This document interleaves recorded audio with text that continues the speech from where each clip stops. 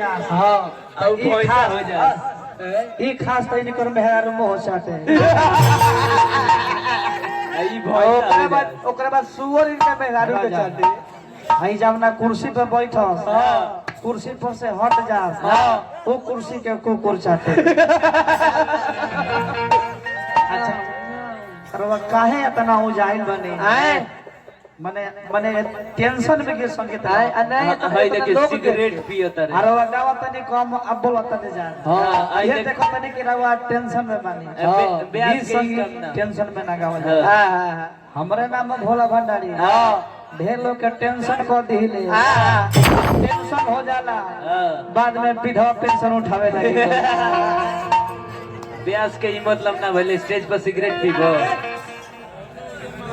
इतना लोग देख के हाल बना रहा हूं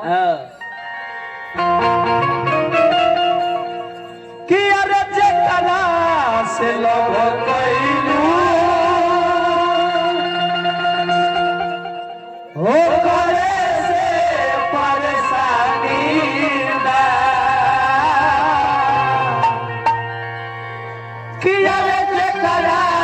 से लोग कइलू हो करे से परेशानी दा हे सोनामई करम तोहारो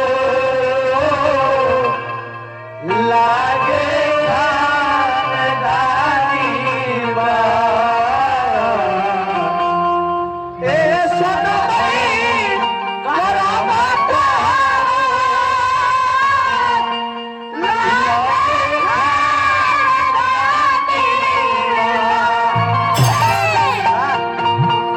चाचा के बहुत बहुत प्रणाम बा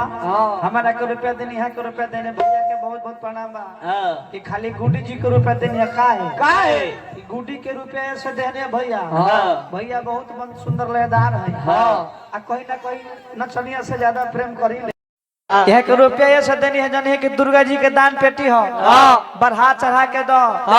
धर्म होई भोला भंडारी के मत दो कहे कि महिषासुर बा अधर्म हो जाए लागो बाप तनी बेस में बढ़ा दो भैया लागो नाल के बेस में बड़का भैया